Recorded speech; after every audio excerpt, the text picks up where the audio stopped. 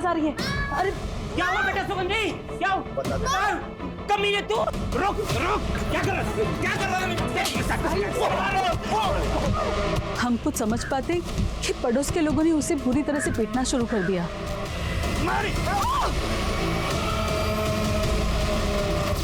हमें सच में नहीं पता था कि ये सब में वो मर जाएगा साहब। हाँ साहब, साथ को जब हम लोग लाए थे तो वो मर चुका था। तो उस वक्त पुलिस रिपोर्ट क्यों की? सब लोग बोल रहे थे कि उसने सुगंधा की बहन का रेप करने की कोशिश की थी, इसलिए हमारी बिरादरी में भी हमारा किसी ने साथ नहीं दिया, यहाँ तक कि कब्रिस्तान में दफन तक नहीं करने दिया साहब। उसको तो मैंने खुद अपने खेत में दफनाया। तो इसलिए तुम पुलिस रिपोर्ट नहीं कर पाए। पर फिर भी तुम्हें अपने भाई साद की मौत का दुख तो होगा, बदला भी लेना चाहते होगे। और तुमने अपने भाई की मौत का बदला लिया अनीता की बहन सुगंधा से। तुमने उसका रेप किया और फिर उसका मर्डर किया, और उसके बाद साहब माना कि हम लोग छोटी मोटी चोरी चकारी करते हैं साहब, लेकिन किसी का रेप नहीं कर सकते साहब। साहब यकीन करो साहब। सर वैभव को होश आ गया। सर मैं जानता था सुगंधा के पेट पे मेरा बच्चा है, इसलिए तुम सुगंधा के साथ खेल खेल रहे थे। तुम्हें लगा कि सुगंधा तुम्हारे खिलाफ कोई एक्शन ना ले, इसलिए उससे पहले ही तुमने सुगंधा। नहीं सर, मैंने सुगंधा को कोई धोखा नहीं दिया सर। हम दोनों एक दूसरे से बहुत प्यार करते थे। यार तुम इतना डरती क्यों? हम दोनों प्यार करते एक दूसरे से, और मैं चाहता हूँ कि तुम अपनी मम्मी के पास जाओ और हमारे रिश्ते के बारे में सब सच बता दो। वैभव, मैं माँ को बताने के लिए बता दूँ, लेकिन तुम्हारे परिवार वाले बहुत ऊंचे हैं। तुम जानती हो अच्छे से, मुझे नहीं फर्क पड़ता ये जात पात ऊंच नीच का। देखो मैं बस इतना चाहता हूँ कि हम दोनों शादी करें। हम दोनों एक दूसरे के काफी क्लोज आ गए। फिर एक दिन पता चला कि वो प्रेग्नेंट। सुगंधा तुम डरो मत, मैं हूं ना तुम्हारे साथ। मैं ख्याल रखूंगा तुम्हारा और हमारे बच्चे का। तुम अगर इतने ही सच्चे हो तो तुमने हमसे झूठ क्यों बोला? मैं डर गया था सर। सुगंधा से बहुत प्यार करता था, उसके बिना जी नहीं सकता, इसलिए मैंने सोचा मरने की सर। मगर तुम बच गए। अभी भी क्या पता सच बोले या झूठ बोले। हो सकता है इस बार भी झूठ बोले और ये कोई ड्रामा कर रहे हो। सर मैं कोई ड्रामा नहीं कर रहा सर, सच में सुगंधा से बहुत प्यार करता था। मैंने नहीं मारा उसको। सर राखी के फोन का डेटा रिकवर किया। उसके फोन के मैसेजिंग ऐप में एक वीडियो मिला जो उसने डिलीट कर दिया था। प्ले करो सर।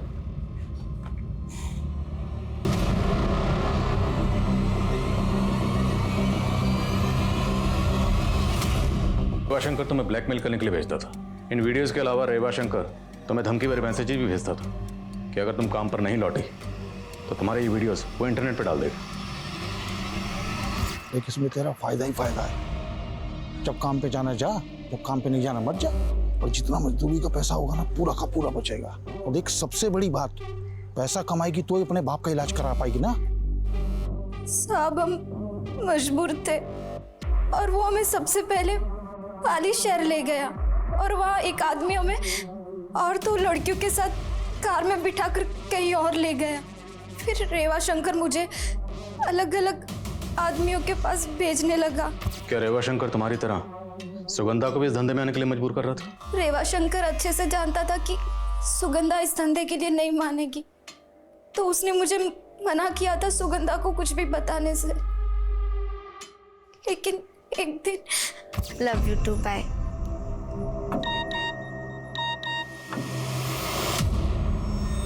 राखी, क्या है ये सब? रेवा शंकर कब से कर रहे थे ये साथ ये सब?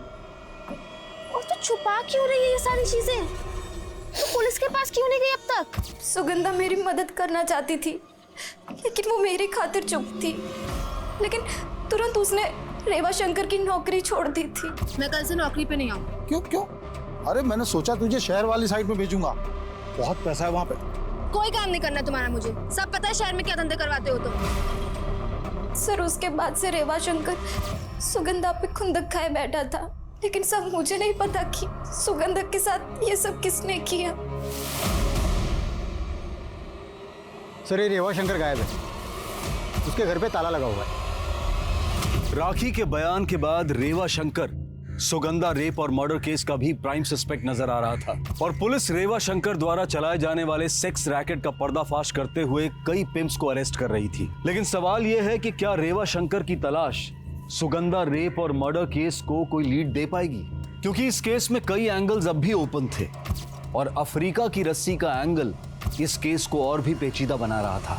शायद अफ्रीका के तंजानिया वाली इस रस्सी की लीड मिल गई है सर। दरअसल बेरा का एक बिजनेसमैन है शैलन तोमर, जो भी पाली में रहता है। उसका अफ्रीका में होटल बिजनेस है, इंपोर्ट एक्सपोर्ट का भी काम करता है। और सर बेरा गांव के कुछ लड़कों को इसने जॉब के लिए अफ्रीका भी भेजा है। मिलो जरा इससे। अरे शैलेंद्र तोमर ने आज तक कभी कोई कच्ची डील नहीं की। हाँ, चाहे वो लड़के हो या लड़कियां, लेकिन जरा ध्यान रहे, ऐसे होने चाहिए जो जिंदगी भर अफ्रीका में रहने के लिए राजी हों। अरे साहब, आप आओ साहब, पधारो पधारो, बैठिए। अरे राजाराम साहब के लिए चाय लेके आना, मेरी वाली। साहब हमारे यहाँ की चाय बहुत फेमस है। हमने तो सुना है कि तुम भी यहाँ बहुत फेमस हो, अफ्रीका में होटल बिजनेस और साथ में इंपोर्ट एक्सपोर्ट। आप मेरी छोड़ो, आप अपनी बताओ कि आपकी क्या खातिर करूं। अफ्रीका के तंजानिया की कंपनी है ट्वाइन एंड कॉटेज, जो इस तरह की रस्सी बनाती है। हाँ सर। हमने सुना है कि तुम्हारी कंपनी भी इसके साथ डील करती रहती है। नहीं साहब, एक बार डील की थी इस कंपनी के साथ। तो तुमने इस रस्सी के साथ क्या किया? सर इस रस्सी में दरअसल इसकी मजबूती कम थी, तो हम लोगों ने इस रस्सी का इस्तेमाल लाइट वेट पैकेजिंग में किया। हमारे यहाँ की स्टेशनरी 3 डिस्ट्रिक्ट के पुलिस स्टेशन में सप्लाई होती है। पुलिस स्टेशन की स्टेशनरी? हाँ सर, मुझे तो लगा आपको पता होगा कि हमारे यहाँ की स्टेशनरी आपके पाली, सिरोही और नागौर डिस्ट्रिक्ट के सारे पुलिस स्टेशन में होती है। पाली, सिरोही और नागौर, इन तीनों जिलों के थाने का रस्सी से कनेक्शन है। तो कहीं सुगंधा रेप और मर्डर केस में किसी पुलिस वाले की मिलीभगत तो नहीं है?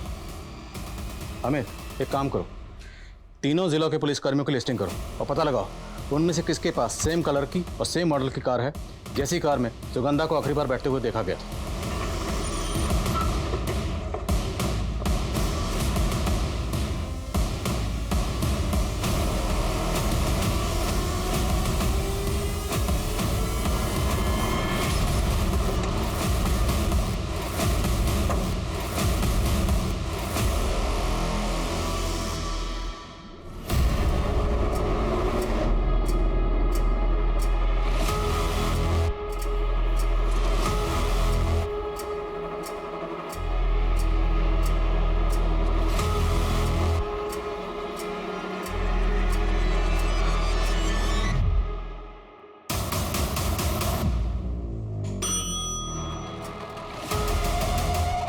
सर आपने मुझे बुलाया?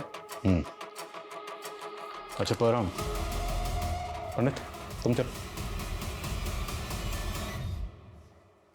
कुलदीप सिसोदिया को बचाने के लिए क्या तुमने प्रेम सोलंकी का साथ दिया था? सर मैं समझा नहीं, आप कहना क्या चाहते हैं? जो पूछ रहा हूं उसका जवाब है। क्या तुमने प्रेम सोलंकी का साथ दिया था? नहीं सर। रणदीप गुजर कौन है? मेरा कजिन भाई। उसके पास किस रंग की कार है? काले रंग की। काले रंग की। और सुगंधा को आखिरी बार किस रंग की कार में बैठे हुए देखा गया था? काले रंग की। तुम्हारे कजिन के पास सेम मॉडल की काले रंग की कार है, तुमने बताया क्यों नहीं? सर आप कुछ भी कहने जा रहे हैं सर। मेरे कजिन के पास काले रंग की कार है, इसका मतलब आप मुझ पे... इसका मतलब मैं तुम पर शक कर रहा हूँ। अगर आपको लगता है कि मैंने कुछ किया है तो आप मेरे खिलाफ इंक्वायरी कीजिए। इंक्वायरी हो रही है और तुम्हारे कजिन की कार ऑलरेडी फोरेंसिक के पास है। एक बात याद रखना, अगर मुझे पता चला कि सुगंधा को गायब करवाने में तुम्हारा जरा भी हाथ था तो मुझसे बुरा कोई नहीं होगा। अब जा सकते हो। सर, इन्फॉर्मर से रेवा शंकर का पता चल गया है। वो अपने पुश्तैनी गांव में, यहाँ से तकरीबन 40 किलोमीटर दूर। Okay sir. मैं बता रहा हूं ना, मैंने सुगंधा के साथ कुछ नहीं किया, आप विश्वास तो कीजिए मेरा। सुगंधा को तेरे सेक्स रैकेट के बारे में सब कुछ पता चल गया था। तुझे डर था कि कहीं वो तेरा पर्दाफाश ना कर दे, इसलिए तुमने सुगंधा को मरवा दिया, है ना? वो किसी और की नफरत की शिकार हुई और खामखा आप मेरे पे समय बर्बाद कर रहे हैं अपना। ऐसे नहीं मानेंगे, हड्डी पसली एक कर दो इसकी। सर, परम के कजन के अलावा सिरोही थाने की एसआई राकेश नागपाल और नागौर थाने के सब इंस्पेक्टर अमजद शेख के पास वैसे ही मॉडल की काले कलर की कार है। सेम मॉडल काली कार? जी सर। और वो अपना कांस्टेबल परम, उसके कज़न की कार में फोरेंसिक को कुछ मिला? नहीं सर। और सर जब इन दोनों के रिकॉर्ड्स मैंने चेक किए तो पता चला कि राकेश नागपाल वारदात के दौरान ड्यूटी पे था, लेकिन ये अमजद शेख 10 दिन की लीव पे था। देख अमजद, सीधा सीधा सवाल पूछूंगा, सीधा सीधा जवाब दे दे, बिना गोल गोल घुमाए। सुगंधा ने तुम्हारा क्या बिगाड़ा था? क्यों मारा उसे? सर मैं सुगंधा को क्यों मारूंगा? मेरा उसके साथ क्या लेना देना है? वारदात वाले दिन तेरी कार बेरा क्रॉसिंग के पास टोल नाका में कैप्चर हुई और साथ तेरा कजन था। इतनी डिटेल बहुत है कि और डिटेल दो। हाँ सर, ये सच है कि मैंने ये सब कुछ अपने भाई साथ क्या बदला लेने के लिए किया, लेकिन ये बदला मैंने अकेले नहीं दिया। तो और कौन शामिल था तुम्हारे साथ? बहुत नौटंकी कर ली, पर अब नौटंकी खत्म। बोलो। मैं सास से प्यार करती थी। उस रात हम लोग भागने भी वाले थे, लेकिन तभी सुगंधा ने मुझे साथ के साथ देख लिया। दीदी कौन है ये? माँ, बाबा, सुगंधा चुप। माँ, क्या हुआ बेटा? तू कमीने इतनी रात में क्या कर रहा था? इतनी रात में क्या कर रहा था मेरे बेटी के साथ? लेकिन सुगंधा की वजह से साथ उसे सबने इतना पीटा कि वो और मेरे बाबूजी ने भी उस पर रेप का इल्जाम लगा दिया।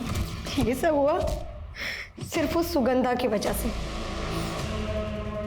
और इस हादसे के 1 महीने के अंदर ही बाबूजी ने मेरी शादी उस दारूबाज जितेंद्र के साथ कर दी। वो रोज दारू पीकर आता और मुझे पीटता। जुबान लड़ाई क्यों मेरे से? मेरी जिंदगी नर्क बन गई उस सुगंधा की वजह से। इसलिए मैंने भी उसको नर्क भेजने का सोच लिया। इतनी नफरत अपनी खुद की बहन से? तुम जानती थी कि वो प्रेग्नेंट थी? हाँ, मैंने उसको प्रेगनेंसी की दवा लेते हुए देख लिया था और मैं समझ गई कि ये वैभव का ही बच्चा होगा। और फिर मैंने सोचा यही सही मौका है उससे बदला लेने का। और अमजद भाई भी साथ की मौत का बदला उससे लेना चाहते थे। और फिर प्लान के अकॉर्डिंग हम लोग उस दिन सुगंधा से रास्ते पर मिले। अरे आप? और ये कौन है? ये अमजद भाई हैं, जितेंद्र के दोस्त। अचानक मेरी तबीयत बिगड़ गई तो मुझे अस्पताल लेकर जा रहे हैं। तू भी चल। ठीक हो ना? हाँ चल।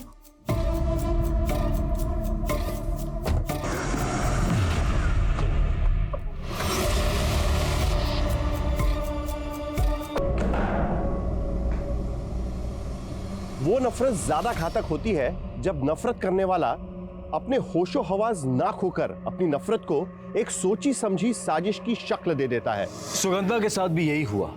भले ही उसने ये ना सोचा हो कि अपनी नफरत को निकालने के लिए अनीता उसकी जान भी ले सकती है, लेकिन जब उसने अनीता को अमजद के साथ देखा तो उसे ये सोचकर सतर्क हो जाना चाहिए था कि अमजद जैसा अनजान शख्स उस वक्त अनीता के साथ क्या कर रहा था। अगर सुगंधा ने एहतियात बरतते हुए अनीता के साथ सही तर्क किया होता तो शायद वो अपना बचाव कर सकती थी, लेकिन सुगंधा का अनीता पर किया गया भरोसा उसकी सबसे बड़ी गलती बन गया। अब मैं अनूप सोनी आपसे विदा लेता हूं। फिर मुलाकात होगी क्राइम पेट्रोल सतर्क में एक और नए केस के साथ और उस पर हमारे एक्सपर्ट के विश्लेषण के साथ। तब तक अपना और अपने परिवार का ख्याल रखें, सतर्क रहें, सुरक्षित रहें और देखते रहें क्राइम पेट्रोल सतर्क। लेकिन हमें यह भी सोचना चाहिए कि जिंदगी के किसी पड़ाव पर कहीं हम खुद को तो नहीं खो रहे, क्योंकि कई बार हम दूसरों के प्रति इतने समर्पित हो जाते हैं कि लोग हमारी अच्छाई का गलत फायदा उठाने लगते हैं और अगर मौका लगे तो हमें रास्ते से हटाने से भी परहेज नहीं करते। आज का ये केस ऐसे ही कई मापदंडों से जुड़ा है जिस पर अपना पक्ष रखेंगे जाने माने क्राइम रिपोर्टर साहिल जोशी। नमस्कार, मैं हूं साहिल जोशी। क्राइम पेट्रोल सतर्क के इस एपिसोड में एक बार फिर मैं लेकर आया हूं एक ऐसा अनदेखा अनसुना केस जो मुझे लगता है कि आपको देखना चाहिए। अगर मैं आपसे कहूं कि अब से आप अपनी मर्जी से टीवी नहीं देख सकते, अपनी मर्जी से खाना नहीं खा सकते, अपने मर्जी से घर के बाहर नहीं निकल सकते, अब से आपके घर में बिजली नहीं आएगी, तो आपको कैसे महसूस होगा? आपको घुटन महसूस होगी ना? आपको लगेगा कि जैसे आपकी आजादी आपसे छीन गई हो। लेकिन आपको इस बात का अंदाजा भी नहीं होगा कि हमारे देश में ऐसे कई लोग मौजूद हैं जो ऐसी घुटन भरी जिंदगी जीने को मजबूर है। यह उनकी रोज की लड़ाई है और जब भी कोई इस लड़ाई में अपना सिर उठाकर गहरी और स्वच्छंद सांस लेने की कोशिश करता है तो उसका हनन कर दिया जाता है। अक्सर कई गुनाहों के मोटिव हमें चौंका देते हैं, कई गुनाह के जघन्य कृत्य हमें हिलाकर रख देते हैं, लेकिन इस गुनाह की कहानी में ये दोनों पहलू शामिल हैं।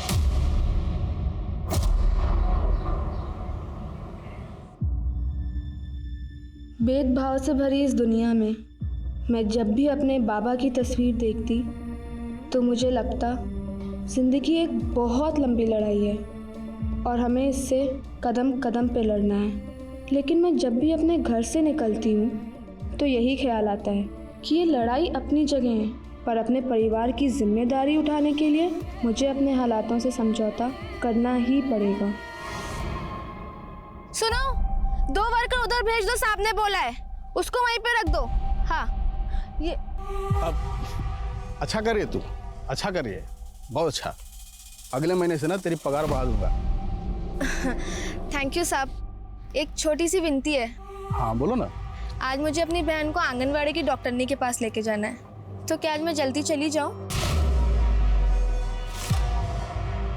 हाँ जाओ ना, जाओ।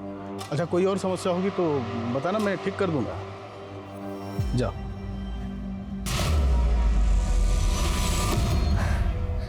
ऐसा लगता है सुगंधा, पहले पति ने मुझे पिंजरे में कैद कर लिया था और अब इस बच्चे ने तो मेरे पर ही काट लिए।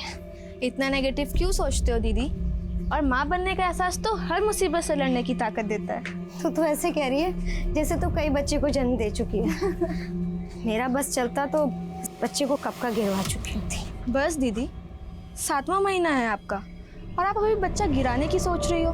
चुपचाप डॉक्टरनी के पास चलो और जैसी केयर वो बोलती है आपको वैसी केयर करनी है, समझे आप? ठीक है।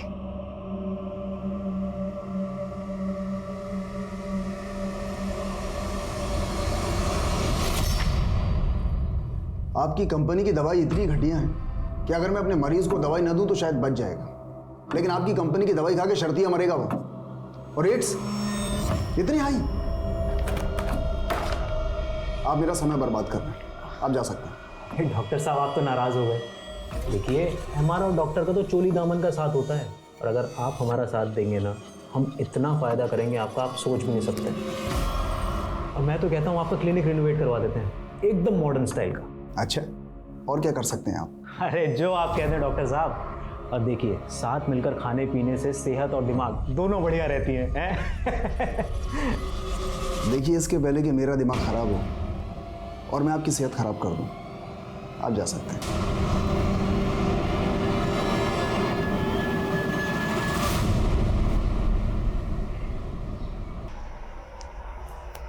अनीता दी, मैंने अखबार में एक संदेश पढ़ा था। इस भेदभाव से भरी दुनिया में हम बच्चों को यही सोच के लाते हैं कि जिंदगी देने वाला भगवान जिंदगी लेने वाले से बड़ा होता है। मान ली तेरी बात, तभी तो ये सब कुछ कर रही हो ना। ये तो बहुत अच्छा कर रही हो आप। ओहो, बंद कर अपना ये ज्ञान संदेश। मैं समझ गई, इस बच्चे को तो जन्म देना ही पड़ेगा, लेकिन इसके बाद में मैं जितेंद्र से तलाक जरूर लूंगी। ये कैसी बात कर रही है अनीता? बिन पति के तेरे और तेरे बच्चे का गुजर बसर कैसे चलेगा? हाँ, ये तो आपको मेरी शादी कराने से पहले सोचना चाहिए था ना माँ। इस शादी ने मेरी जिंदगी पे लंबा विराम लगा दिया है। बेटा सब अच्छा हो जाएगा, अच्छी बात ही सोचा कर। अरे दामाद जी, आइए आइए दामाद जी आइए, हम आपके बारे में बात कर रहे थे। आइए ना, बैठिए। कोस ही रहे होंगे। अरे नहीं नहीं दामाद जी, तारीफ थोड़ी करोगे। बैठिए। तू बच्चा पैदा करने के लिए यहाँ पे आके बैठ गई है, और वहाँ घर का सारा काम चूल्हा चौका मैं कर रहा हूँ। हाँ, तुझे वापस लेने आया हूँ मैं, समझी? हाँ दामाद जी, आपकी पत्नी है, ले जाइएगा, लेकिन पहले बैठिए तो। तुझे यहाँ से लेके जाऊंगा मैं, समझी? जीजा जी, आप एक बात अच्छी तरीके से समझ लीजिए, जब तक दीदी को बच्चा नहीं हो जाता वो हमारे साथ ही रहेंगी। आपको खुद का होश तो रहता नहीं है, आप दीदी को क्या संभालोगे? बहुत बोल रही है तू, तुझे अकल नहीं है क्या कि घर के दामाद से कैसे बात करते हैं? तमीज सिखाओ इसको। अब कुछ भी बोल रही है तू।